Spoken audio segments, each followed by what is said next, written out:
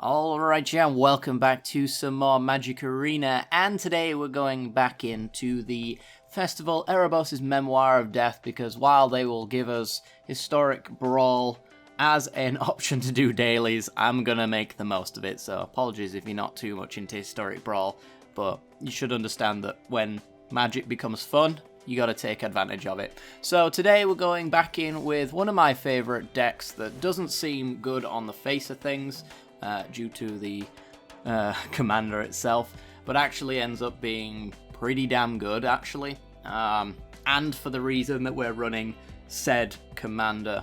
So we're going to be playing around with Teferi, Timebender, the Teferi that no one really knows about and nobody respects, which is why he wins games a lot of the time. 6 mana for a 5 loyalty planeswalker. The +2 allows you to untap up to one target artifact or creature. Wowee, how powerful.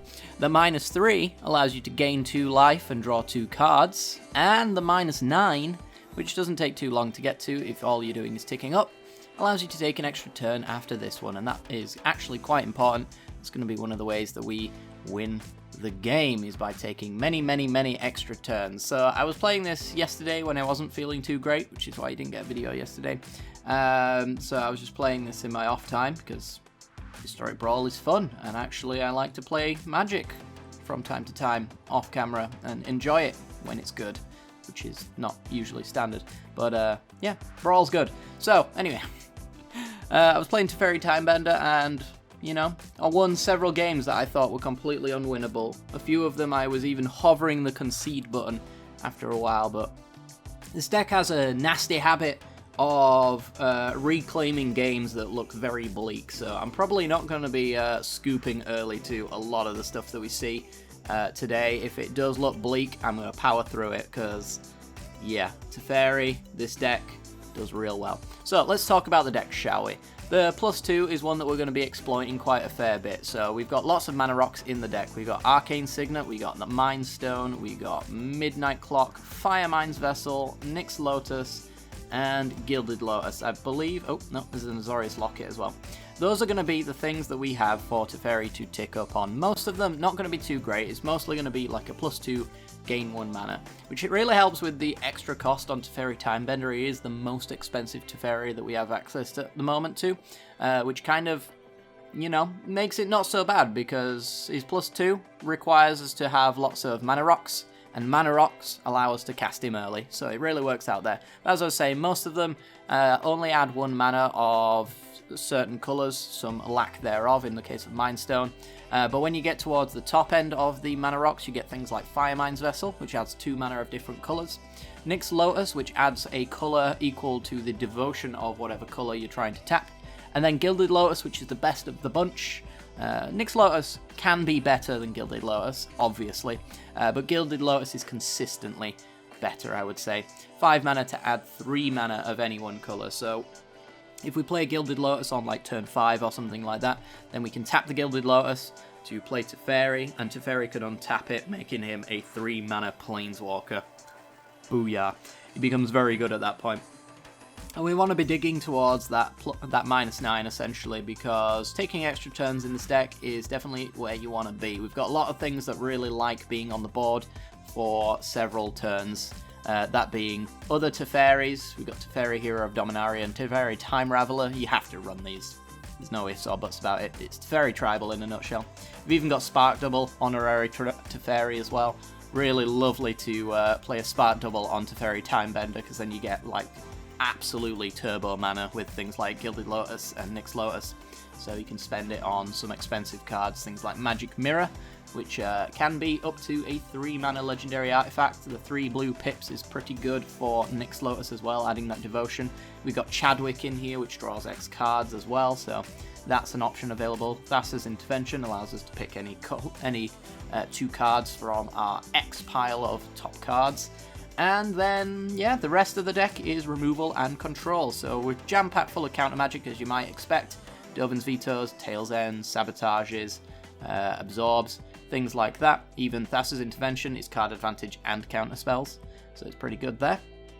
Disruption in the case of like Blink of an Eye, Brazen Borrower, and then like removal, we've got Banishing Lights, Prism Realms, and our big suite of board wipes. I think we've got all the board wipes in here. We've got Settle the Wreckage, Shatter the Sky, Time Wipe, Cleansing Nova, and Realm Cloak Giant. We are very much a Planeswalker control deck, so we don't really run creatures.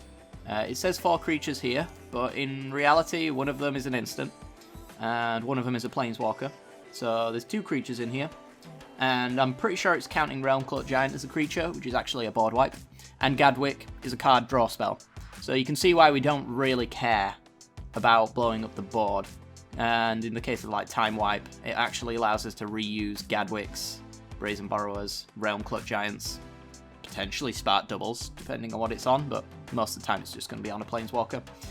So Time Wipe being able to bounce a creature is occasionally relevant. Oh, we've also got Narset in here because she's annoying and she allows us to pull basically anything from our deck, which is pretty sweet. So yeah, that's essentially the deck. I'm not going to go into it too much. We are running Field of the Dead as an alternative win con in here because we have lots of non-basics. Recently we got access to the Cycling Lands, Secluded Steppe, and Lonely Sandbar. So we've got those in here from the new Historic Anthology. And yeah, that's really about it. I'm sure some of you might be asking why I'm not running Inexorable Tide. Don't feel like we need it. I think we can take enough extra turns to proliferate just fine, control the board just fine. So yeah, there's really no issue. Like if they've got removal, we've got counters. If they've got creatures, we've got board wipes. So we're really in no rush to proliferate. It's an option. It's there, I guess. But usually how this game ends is we overwhelm our opponent with Planeswalkers and Oath of Teferi, allowing us to double up Planeswalker activated abilities. So things like Teferi drawing 2 cards, or drawing a card and tucking with the -3. Working our way up to the -8, and then maybe Teferi tucking Teferi until our opponent decks themselves. That's actually an option. It's not one that I've ever done, but it is there as an option to win the game. And things like Teferi Timebender, taking extra turns, and just keeping up all of our mana. We've got our Midnight Clock as well to shuffle our graveyard back into our deck, so we can't really deck ourselves, but a lot of the times when we're winning, we'll get down to about 10 cards in our deck. It's usually down to things like Magic Mirror, drawing us way too many cards, so we can bounce that with Blink of an Eye, or flash it with Oath of Teferi to take the counters off of it, so we buy ourselves some extra time. Teferi Time Raveler can -3 to bounce it as well. So there's plenty of ways of getting this off the board, so if we do want to go for that Teferi Tuck, which essentially means, for those who don't know what I mean, you play Teferi and then you -3 Teferi targeting himself and put him 3rd from the top. And then when you've only got Teferi Hero Dominaria in your deck, all you do is, on your turn, you play Teferi, -Teferi, give your opponent their turn. Hopefully you've ulted at that point, so they have nothing to do, and they skip their turn, draw their card. We do not deck ourselves this way, and our opponent draws cards, does nothing, draws cards, does nothing. We draw our Teferi, do nothing, draw our Teferi, do nothing, draw our Teferi, do nothing. That's essentially the idea. So without further ado, let's get into some gameplay, shall we? If you do enjoy the deck, make sure to hit that like button and subscribe. Thanks. This video is brought to you by the generous support of our wonderful patrons and channel members that you see here. If you'd like to support the channel and get access to cool content like sneak peeks, bonus videos, polls on future content, or access to a personal deck critique from myself every month, then hit the join button below the video, or check out the Patreon link down in the description below. With all that said, let's get into the gameplay.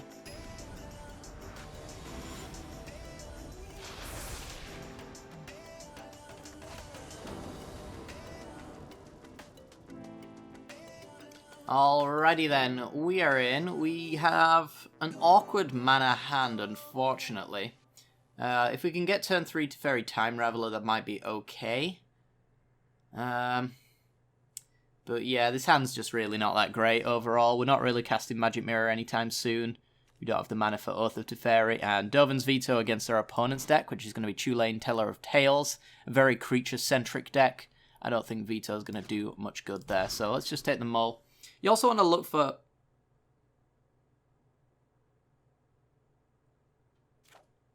Okay, so we just swapped out a card for Chemist's Insight.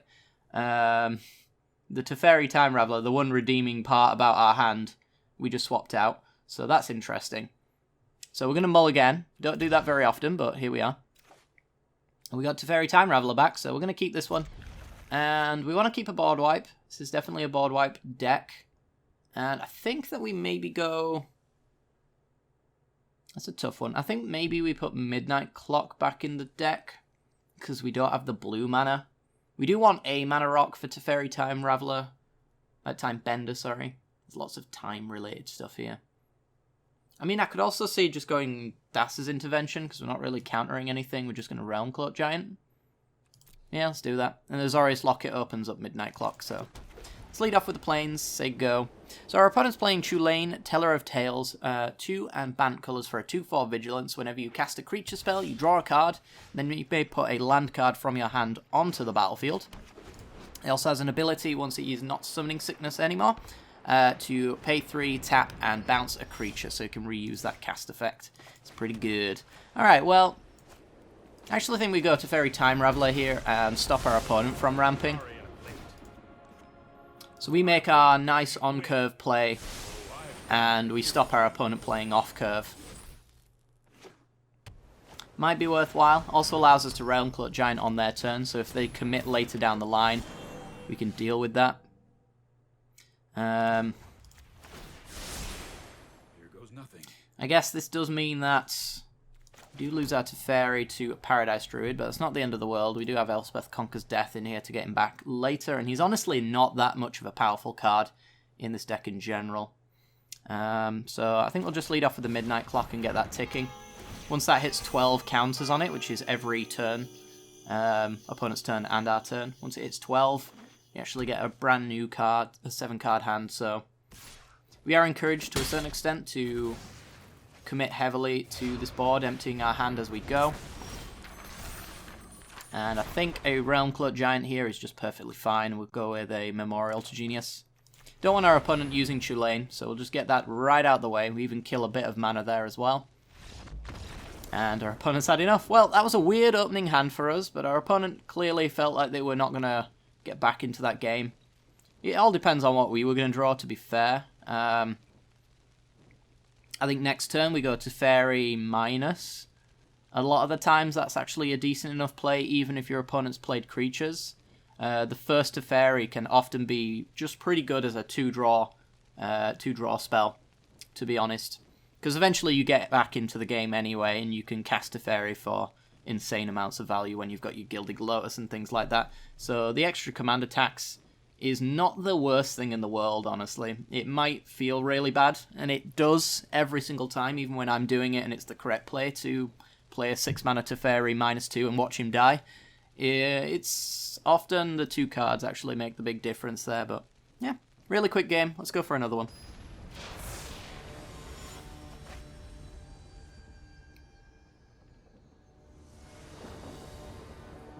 Oh wow, opponent's playing a sweet deck, and we got a reasonable hand, I'd say.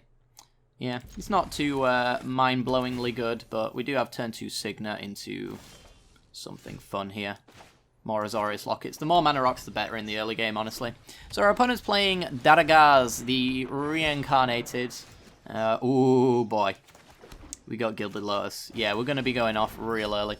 Daragaz Reincarnated, 4 and Jund colors for a 7/7 Flying Trample Haste. That's going to be the annoying part here. Alright, so we're going to go Azorius Locket, tap land. Really ramping our mana out. Opponent's not going to be able to do a great deal about this, short of them having, like, Casualties of War or a Vraska for our good stuff. I almost feel like somebody's watching me. We could go Gilded Lotus, Banishing Light on Paradise Druid, stop them from ramping out. That's an option. Teferi Tuck could be an option, but Hasty, like Questing Beasts and stuff like that, are going to be less than ideal. Well, regardless, that's probably the play of playing a Castle Ardenvale. I think we go Gilded Lotus here into Banishing Light. We got Teferi as a removal source anyway, and we got so much mana now that Teferi Timebender is a 3-mana play with a +2. Demanding Dragon, take 5. Okay. Would have loved to have got that a turn earlier. That could have changed the course of this game quite drastically. I'm thinking maybe we go with Teferi minus here. Tuck that Demanding Dragon. So it looks like Jund Dragons for our opponent, so we're going to expect lots of big things constantly. And we have a Thassa's Intervention X2 here, so it's a counter unless they pay 4. So that's going to be pretty good. And if they don't do anything worth casting, or worth countering, should I say, then we do have the Chemist's Insight. So something to keep in mind there. And this Chemist's could find us a board wipe as well, so we're really just going to take our chances a lot of the time. Yeah, that's absolutely never happening, so dodge that bullet. Best card in Golgari right there. Counter unless you pay what you can't afford. Why are people scooping so early? I guess Teferi just brings it out in people. This was definitely going to be a winning game. I'm pretty sure without a doubt. We could play Teferi Timebender, tick up this Teferi, play Magic Mirror. Maybe even also have the mana for Chemisters in there as well. Let's see. 3, 4, 5, 6. Play Teferi, untap this. We have 3, 4, 5. Tick up this Teferi. We play Chemisters, so we got 1. And then we get to draw 2. 3 technically, and have 3 mana backup for like absorbs, sinister sabotages, vetoes, all that kind of stuff. Yeah, maybe that was enough. But yeah, shouldn't have gone all in that Casualties of War, I guess.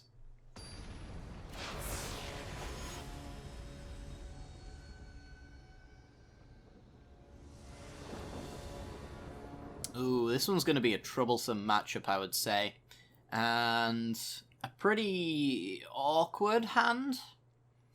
I think we need, like, removal and board wipes, honestly, but there's a lot of card advantage in this hand, and a Midnight Clock, so I'm tempted just to keep it anyway. We got, like, turn 3 Midnight Clock, since Cryptic Caves will be our 3rd land drop. I'm going to keep it. I'm not really too happy with it, though, honestly. So we're playing Muldrotha, the Gravetide. 6 mana in Sultai colours for a 6/6. During each of your turns, you may play up to 1 permanent card of each permanent type from your graveyard. That means if we kill that Field of the Dead with Ghost Quarter, which is in our deck, then our opponent gets to play it with Muldrotha later down the line. It's going to be real important to keep this Muldrotha off the board and hopefully just doing play land and go kind of moves. So they've got Binding of the Titans. They put Narset in our graveyard. That does actually enable some interesting stuff, actually. If we get Elspeth Conquers Death off the top, for example, it's already enabled on the Chapter 3. So they get to mill again. There goes Elspeth, actually. Forgot they got that Chapter 2.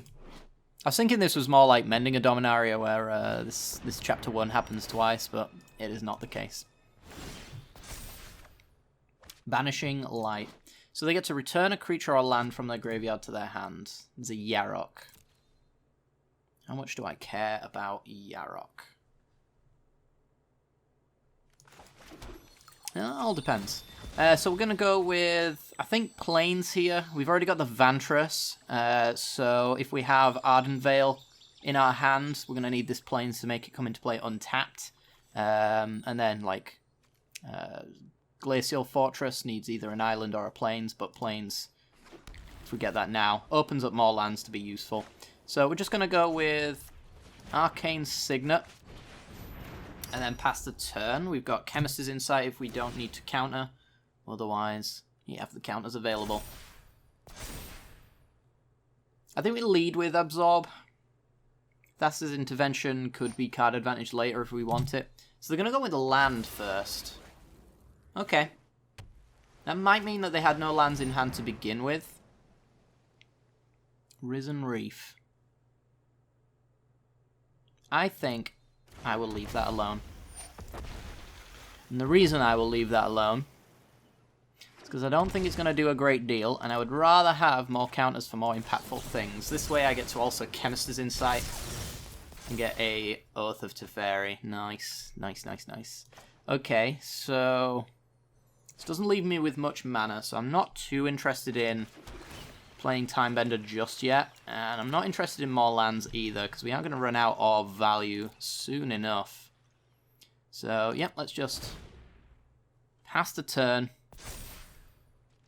Waving our counter magic in the air. Opponent will never play Muldrotha into this. That would be a huge mistake, and they'd probably explode as quickly as our previous opponents if they did that. Something I forgot to mention in the deck tech as well, that some of you might be wondering, is...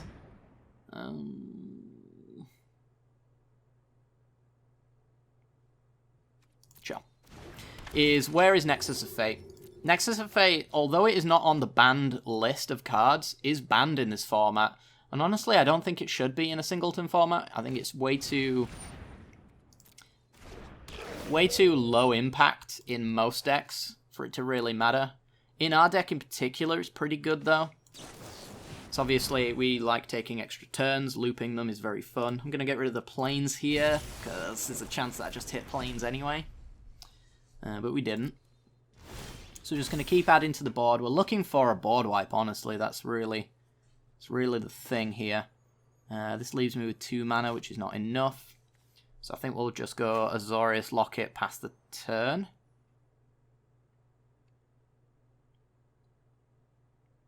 Yeah. I think so. That leaves open Brazen Borrower, Absorb. Keep going with the Midnight Clock. It's going to go off prematurely, unfortunately, but that's fine. I'm going to have to try and get a little bit more aggressive with our cards here. I'm pretty sure anything they play is going to get... Well, that gets bounced. Fizzle Journey.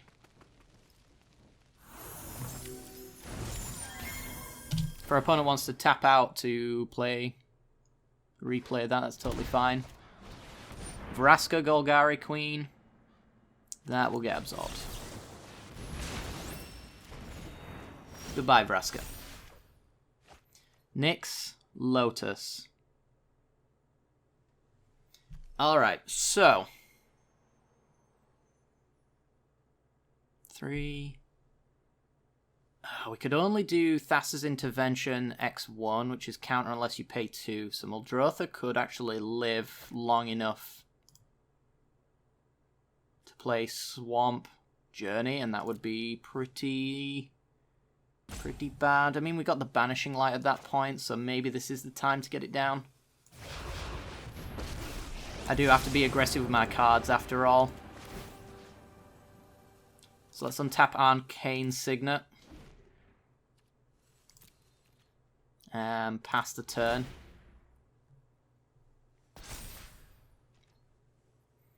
Let's see if they've got the answer to Teferi Timebender. Otherwise, we could do some pretty fun stuff. We're going to let that go. And we either have the Intervention counter unless you pay 2, or we have Banishing Light for whatever comes down. I imagine this is... Oh, they're still not going for it. I like our opponent being very... very, not into playing Muldrotha out. I think we do the counter unless you pay 2 here. I think I need a reasonably clean board state.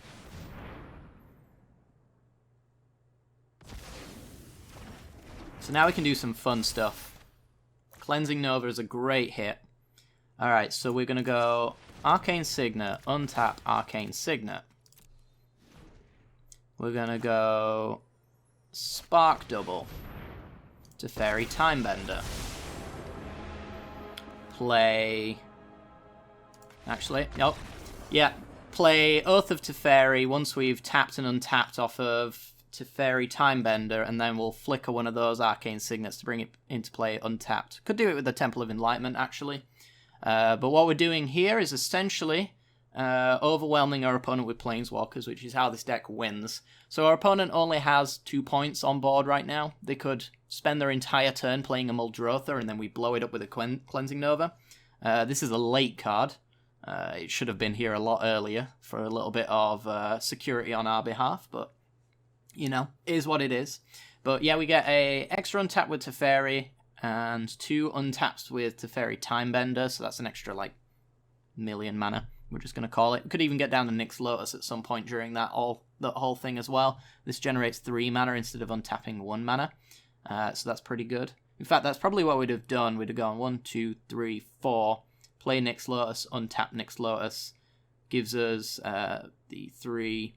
Actually, we'd be a little bit short there. We'd have been a little bit short doing that. Alright, fair enough. Probably off the Teferi first then. But yeah, it's an extra pip of devotion, so this makes 4 mana then at that point. So, you know, 4, 8, 12, 16 mana? 16 mana every turn off of Nyx Lotus. Seems good. Alright, well, these have been very quick games. Opponents not too interested in playing against Teferi. When I played it yesterday, everybody was just playing it out, but they were a lot closer games. I feel like we've kind of ruffle-stomped our opponents today for a... Is it 3-0 at this point? I think it's 3-0. Let's have a look. Yeah, 3-0. Good stuff. Alright, well, let's go for one more game, I guess.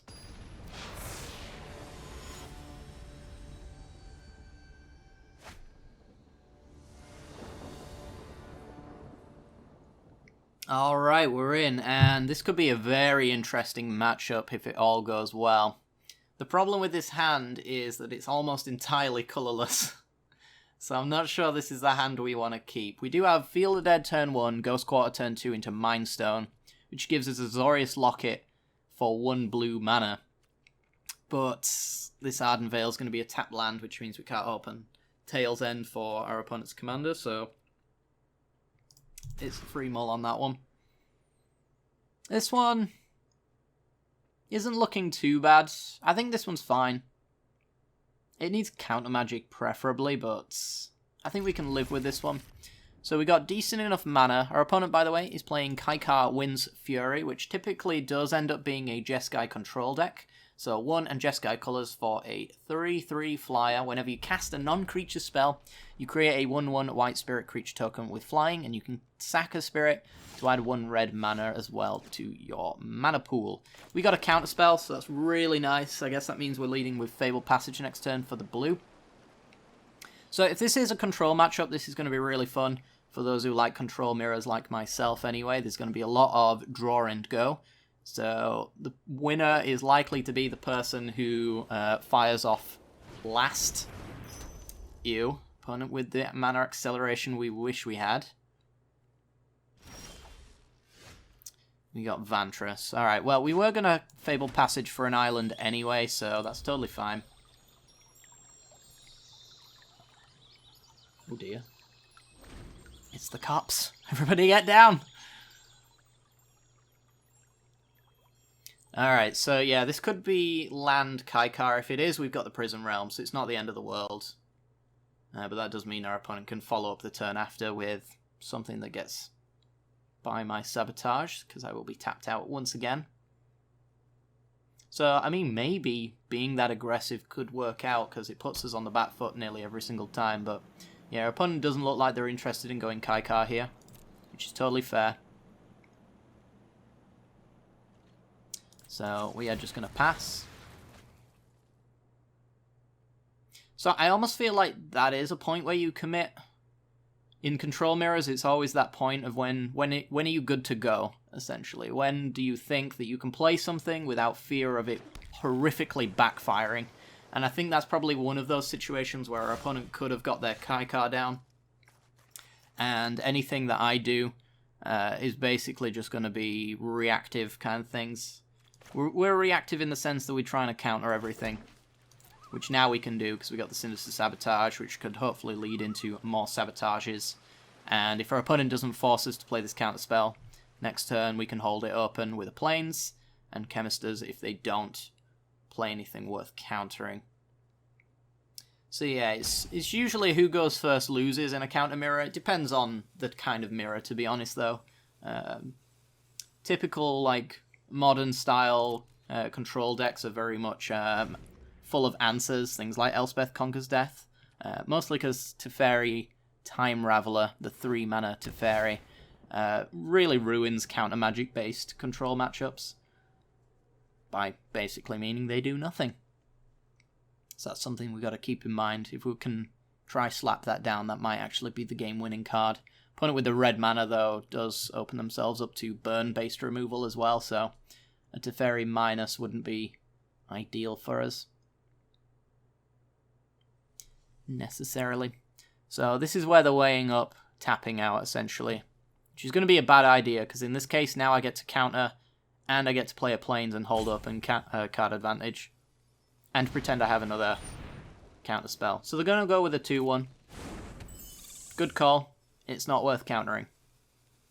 Testing the waters. We got plenty of time to make our land drops and answer that much later down the line. So we're going to go with the plains, as I mentioned, because we do want to hold up and counter magic / card advantage with chemisters.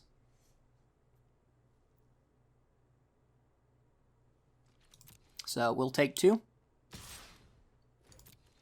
Can answer that anytime. We got Settler Wreckage, we got Time Wipe.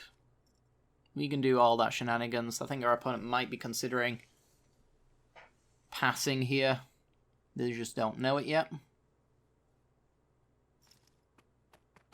If they play anything that even remotely taps them out, though, we do have an Elspeth Conquers Death, which has a tax attached to it on the Chapter 2, which allows us then to resolve our spells. We have nothing to actually get out of our graveyard just yet, though, so the Chapter 3 will be basically a fizzle. And you, under no circumstances, want to put your... Well, this is interesting. Do you counter this?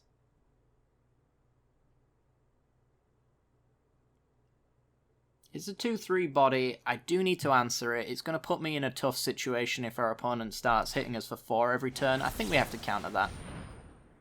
Means we don't have counter magic, but our opponent doesn't know that. Could have Spell Pierce. They do not.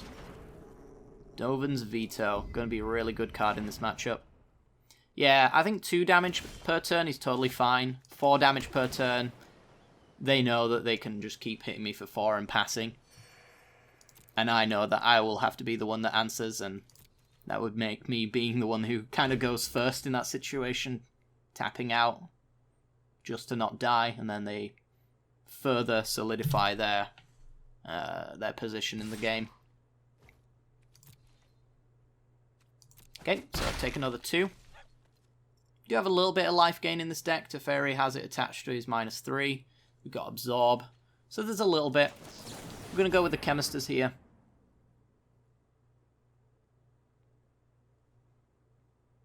If they want to counter it, they can totally counter it.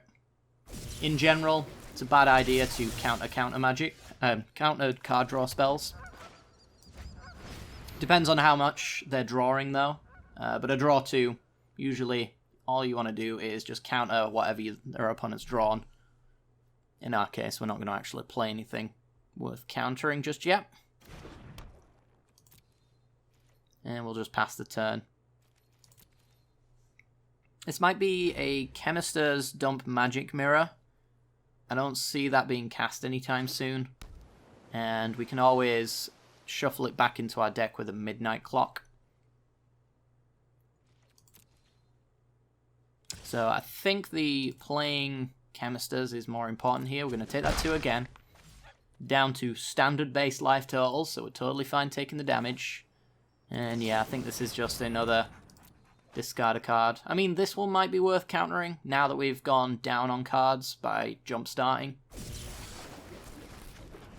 And Feel of the Dead is basically the lock. That is a win con we've established that we did not have to commit anything to. So now our opponent's in big trouble. Now our opponent has to react to what we're doing. They need to find their Field of Ruins, their Ghost Quarters, or they need to actually start playing down their commander and whatnot. We've got the Disdainful Stroke now, which is perfectly suited to countering our opponent's commander, since this is 4 or greater mana cost. Really good in Brawl. Brawl's got a lot of 4 or greater cards. You're always going to get some decent value on a Disdainful Stroke. So yeah, I'm really loving where we're at now. Our opponent's 2 damage in the air is straight up not enough. We're going to be adding 4 power to our board, which, as we mentioned earlier, is going to be one of those situations where Our opponent is therefore forced into answering our stuff. We're going to get rid of the Kai card now. If they've got counter magic, they can fight over it. I don't know if we'd veto that. I think we'd just let it go and then play something like Elspeth Conquers Death and then hit them for 4.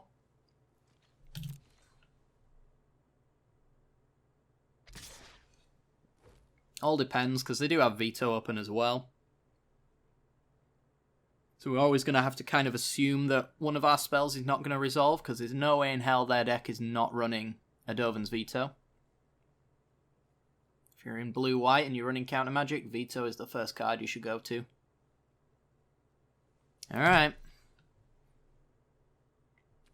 And yeah, we're just in this situation where our opponent can never really make a board state. We've got, you know, 2... Ooh, Spark Double. That one's okay. We got 2 board wipes, so we can fight through counter magic by just playing through them, getting our spells intentionally countered and whatnot. So we're just going to play a command tower and put 4 points on the board. Could do with some more card draw here. We do have Castle Vantress and the Mind Stone to crack. But with Mind Stone, I don't really want to get rid of it because it's our only mana rock.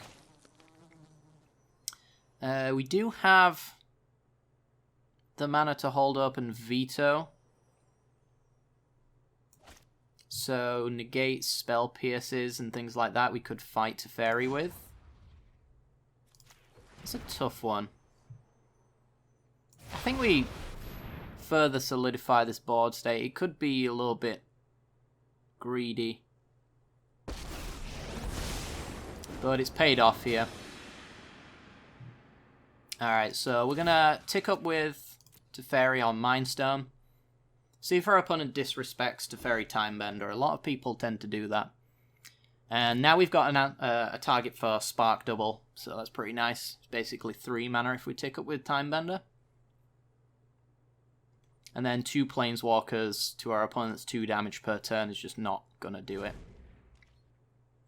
So we have Dovin's Veto for anything massive, anything that answers Teferi Timebender, can just get rid of. Our opponent practically has to tap out with their Kaikar here to play that. So that would be a creature-based answer they could resolve, but it's not really going to be a good one, since we have the answer already for it. And not much our opponent could do about it as well, since we've got the Veto backup for their counter magic. So, yeah. I mentioned this in the deck tech as well. Sundering Stroke. You want to do 7 damage? I say no. And the reason I say no is because I don't think our opponent can come back from double Teferi Timebender. That's what I think. So, yeah, we're just going to take that damage there. We're going to pass the turn. We've got a Hallowed Fountain, which means we're doing 6 damage per turn. We will swing now. Yeah, we'll swing now.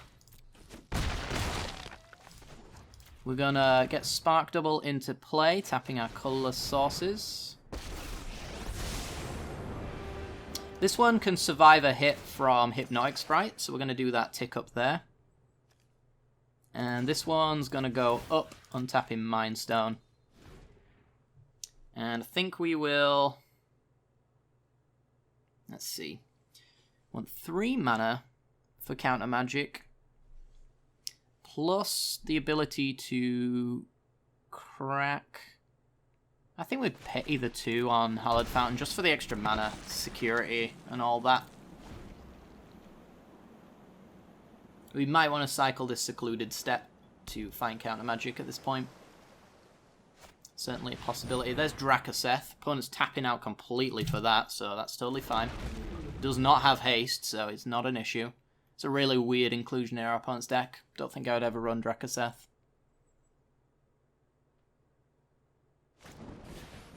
Shock for Teferi. Is this the... That's the Spark doubled one. I think I will blink it. So, blink of an eye, the bottom Teferi Timebender. Put Put Spark Double back in our hands. Cycle Secluded Step and get another Plains anyway. Alright, well, it's going through the deck and that's all that really matters here.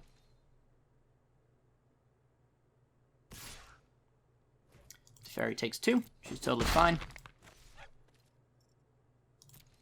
Got nothing in the graveyard yet for Elspeth Conquers Death, but that doesn't mean that it's not a good hit here for Drakaseth. So let's get the Elspeth Conquers Death going.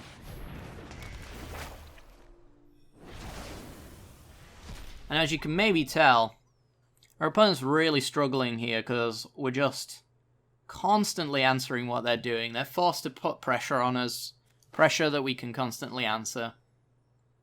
We're going to go Firemind's Vessel, which we can untap, make 2 mana with, off to Teferi Timebender, which means we can go Plains. We can just tap out here, I'm perfectly happy with that. Just to go to Teferi Timebender. And this one with the extra counter from Spark Double means I can draw loads of cards. Attack you for 6. Pass the turn. Now we are light on counter magic. This is true. But I don't feel like we have too much to worry about in that regard. Improbable Alliance, okay. So they got a board state. But so do we.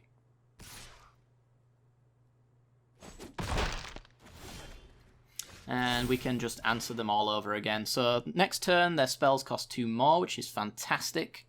We're going to swing in with our board, because we plan on wiping this board. So opponent can take... Well, they wanted to keep the spirit around, which means they're just going to take a little bit more damage anyway. We're going to go with a time wipe here. Yeah, time wipe. Bounce token. Because we can. Kill our opponent's board. Spell Pierce is their only answer there. They do not have it. And tap Firemind's Vessel for extra mana. Can play an Arcane Signet here. We can tick down to draw 2, gain 2. Banishing Light's not great.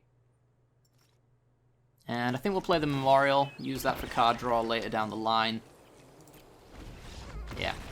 Alright. Won the Control Mirror.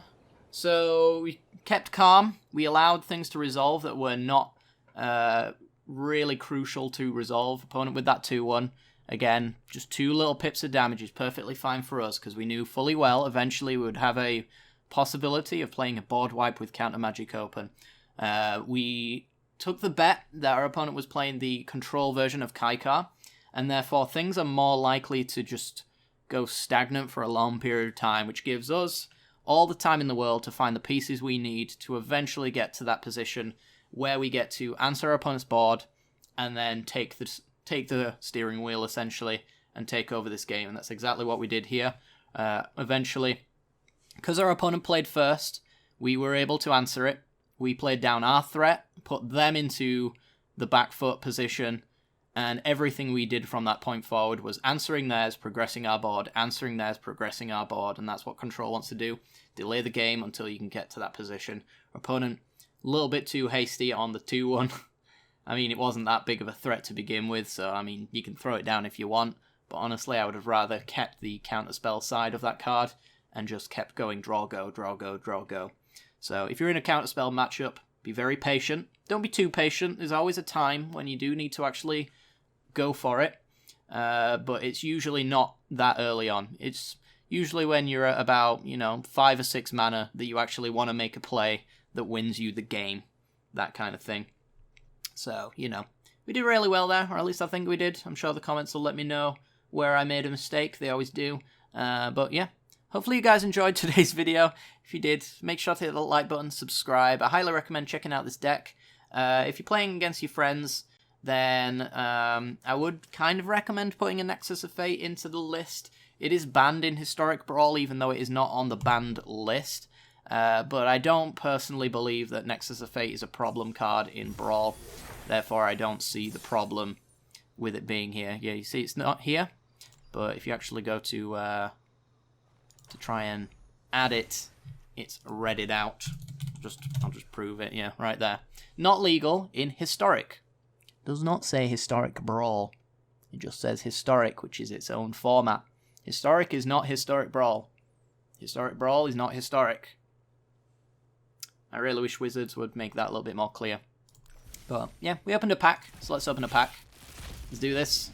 What do we get? Nothing too useful. Phoenix of Ash, though, reasonably playable.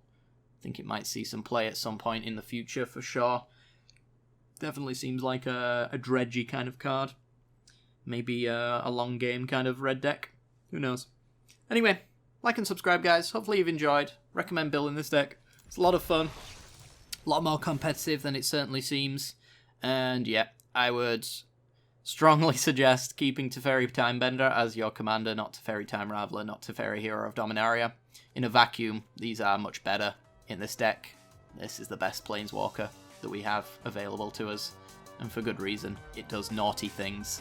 Naughty things very well. So yeah. Take care, guys. Hopefully you've enjoyed.